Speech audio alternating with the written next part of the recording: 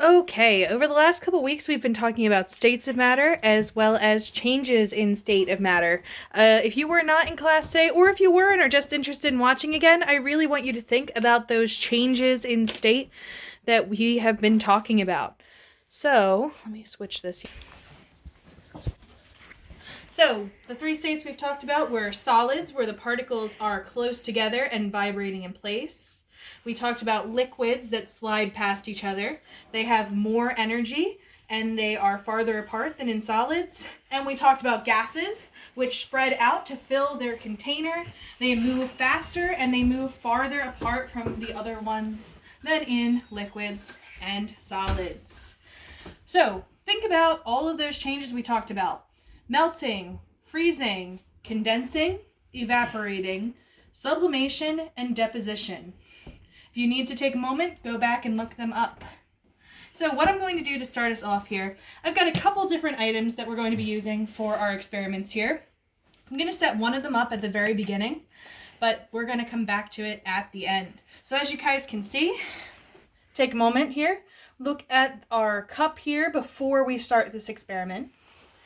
I am going to make sure that I spill everything everywhere, that I take some time. I wipe this out so that I don't start this experiment off wrong.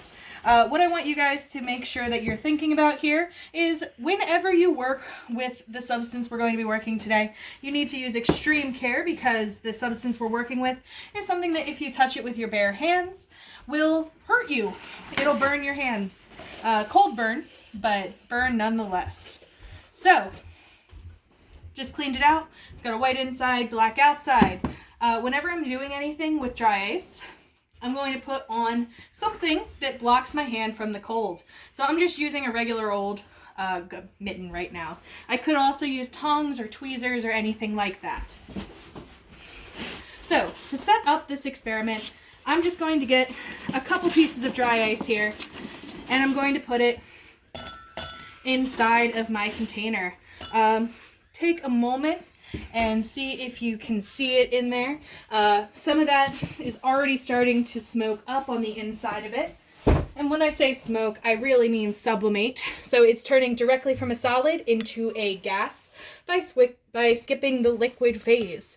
Now I'm going to leave this one. This is actually our fifth experiment, so it's going to sit off to the side for most of this. I may come back and show you as it goes.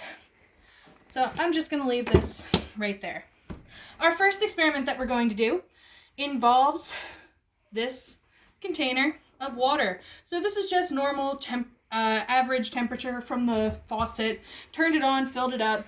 Nothing special about it. It's not relatively hot or cold. And all I'm going to do is I'm going to add a couple pellets of dry ice to it. Take a moment, make observations of what you see happening.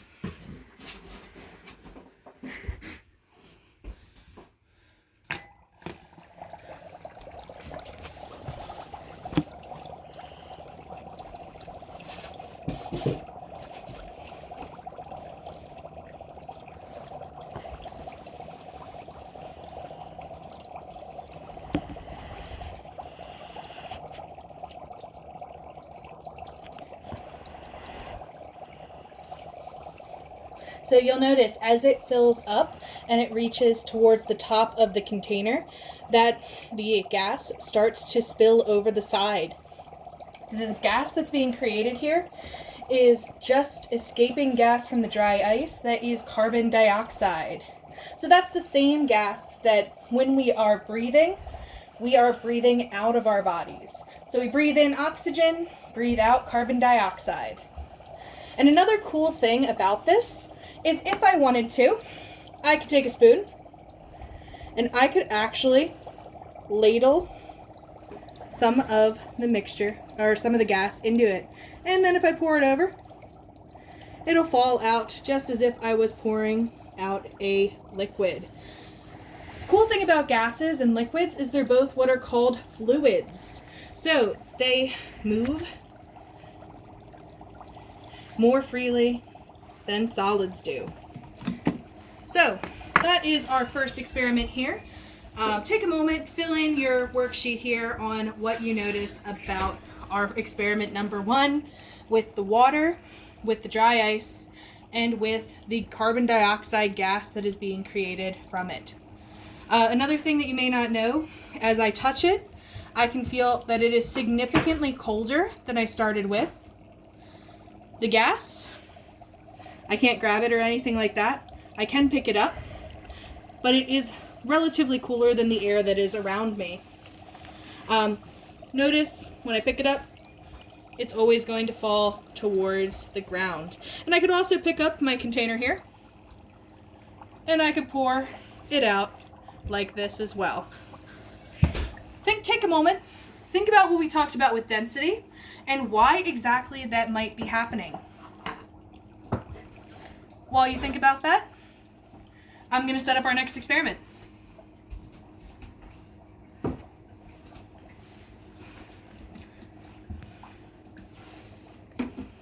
So for our next experiment, all that I have is a bottle. You can use any kind of bottle for this, but I am using an iced tea bottle. What I'm also going to be using is a balloon. So I'm going to make sure I stretch this out nice and well, because I've had things happen before that I don't necessarily want to happen now. Some of you guys might remember the baking soda incident where I got covered head to toe in baking soda. So I learned my mistake there. So open this up here.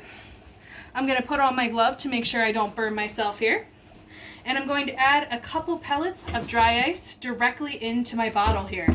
I want you guys to make observations of what's happening inside the bottle and what's happening inside the entire system with the balloon on top of the bottle.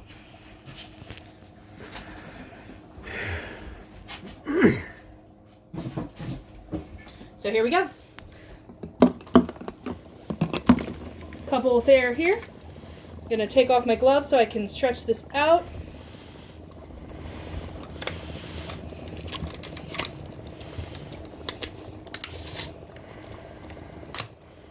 There we go. Now we just get a moment to watch here. If I'm using my skills of observation here and I touch the bottom, I can feel that that water that's down at the bottom is easily getting colder. I can see that the top area of the bottle has a gas that's starting to spread out and reach towards the outsides.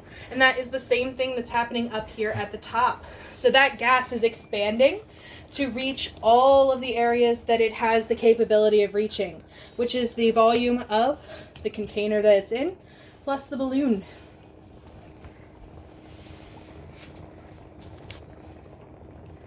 So as we watch, and as more of that gas escapes, make observations of what is happening to the top.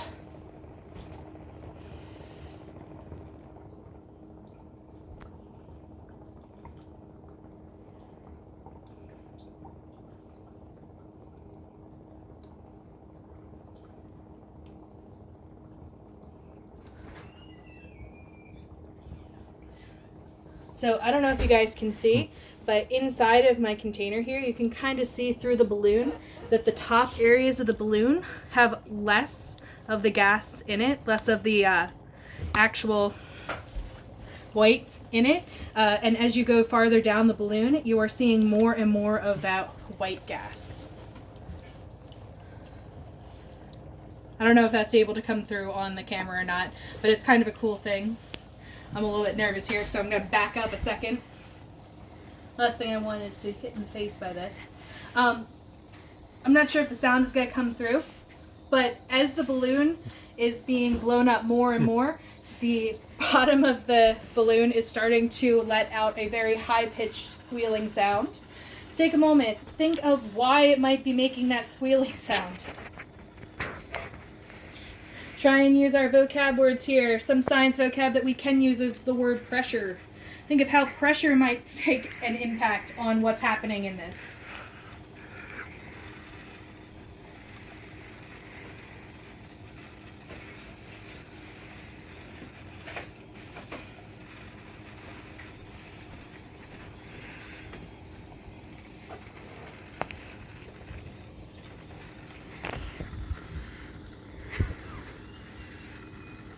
So, the interesting thing about this is it's very, very, very, very tight. I can feel as I touch it that there's not much give to it. I could not push in on it at all. Also, I know for a fact if I were to pick this up, it would be more dense, a little heavier than most balloons that you would normally blow up would be. Think about why it is that this balloon here, with the dry ice that's turning into a gas, sublimating, would be heavier than what is coming out of your lungs when you are blowing up a balloon.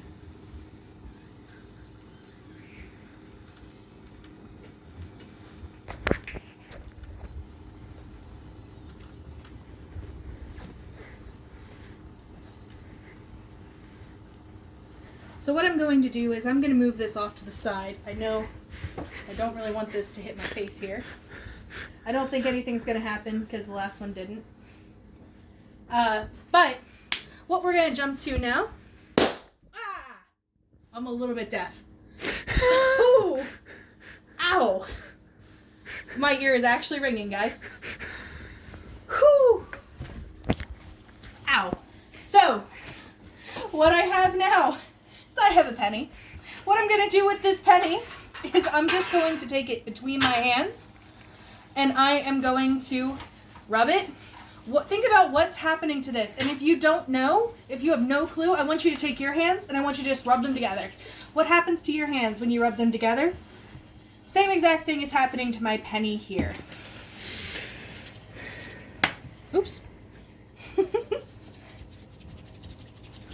Now I'm actually going to move this out of the way for this one. But I'm going to put this on the counter and I'm going to grab a piece of dry ice. And with the dry ice, I'm just going to press it into my penny. And we're going to see what happens. Make sure you're taking observations as we go.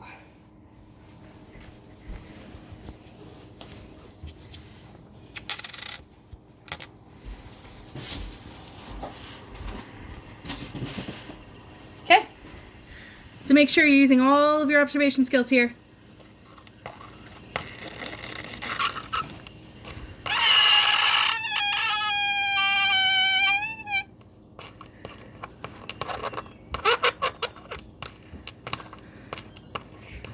Okay, so I know right now that the penny has become very, very, very cold. I don't need to have my gloved hand to tell you that. I'm going to take it, I'm going to warm it up again so that you guys can go back and watch that one more time. And you'll be able to catch it twice. So, again, warmed up. I'm going to take my dry ice here.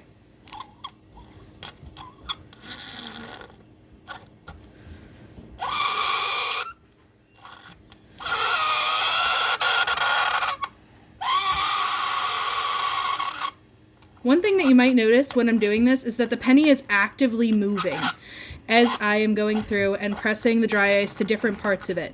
I can feel the vibrations through the dry ice in my hand. We also hear that high-pitched sound is not anything but the dry ice and the penny.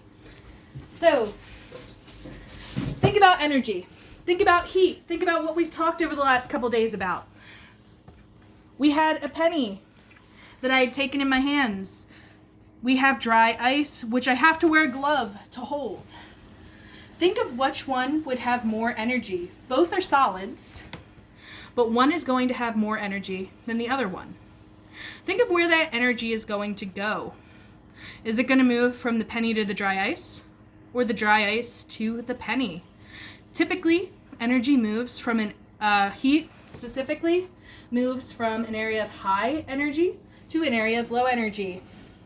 So, what's going to happen with our penny is it's going to be transferring some of its heat over to the dry ice. That dry ice is going to start to sublimate much faster. And as those pieces of dry ice start to move faster and faster and faster and turn into a gas faster, those particles are going to move very rapidly, which cause the penny to move and to start squealing because it was skidding across the surface of it. That was experiment 3. Make sure you write down your observations. Now on to experiment 4. So I need another bottle with some water in it. I am going to use soap solution with a string in it. And And of course, as always, dry ice.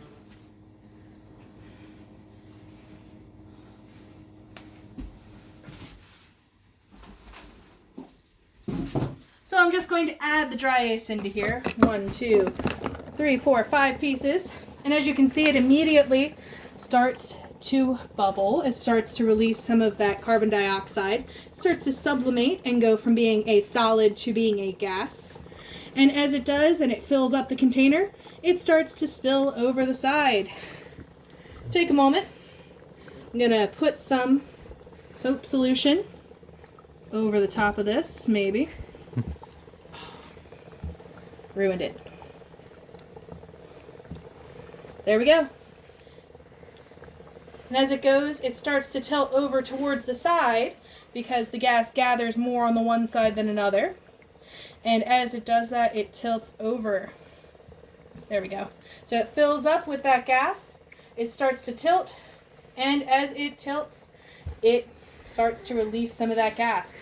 Notice that as the gas is released outside of the bubbles, they start going out, but they always fall towards the ground rather than fly up in the air like you would imagine helium would.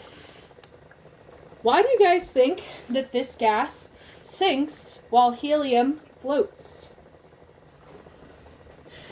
Think of the conversation we had about sulfur hexafluoride, which does the exact opposite of what helium does. Where helium makes your voice go really high, sulfur hexafluoride makes your voice go very low. Why is it that sulfur hexafluoride, when you hold it, goes toward the ground like our dry ice, like our carbon dioxide, but helium goes up? Think about those density concepts we talked about before. Think about buoyancy. Think about sinking and floating. So at this point, this is our 4th experiment.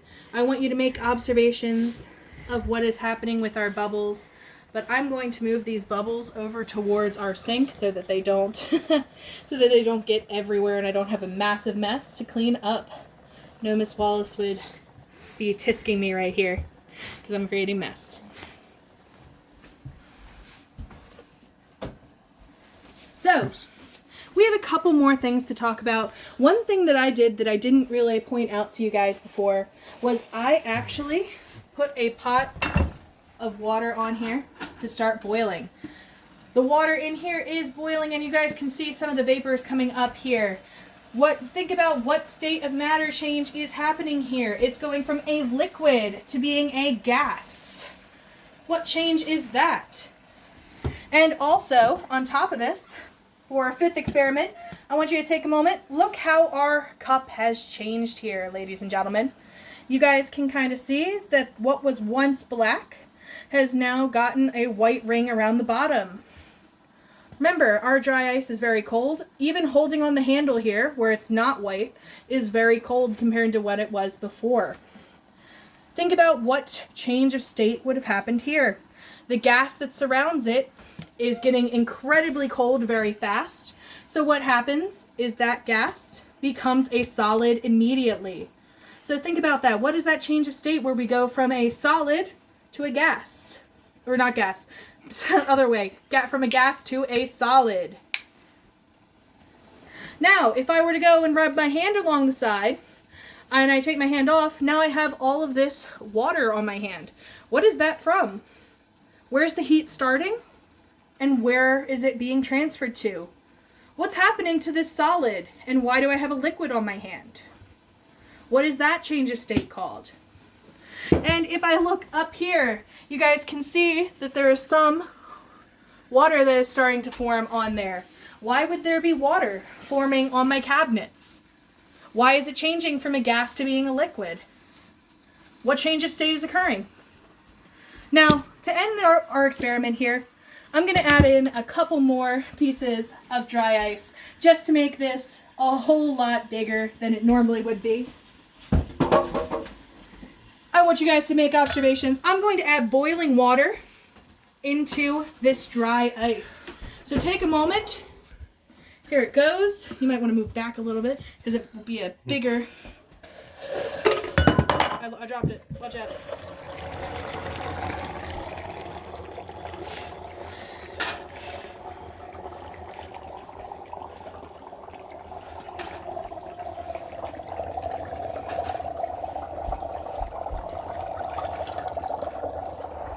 take notice of what happened here compared to what happened at the very beginning of our experiment, where we added dry ice to a bowl of room temperature water.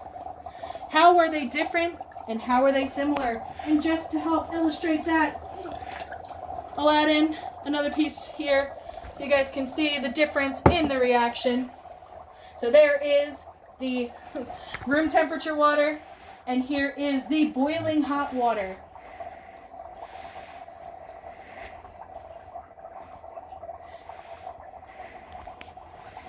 Make sure you guys take some time. Make sure you write down all of your observations for this, and I will see you guys in class.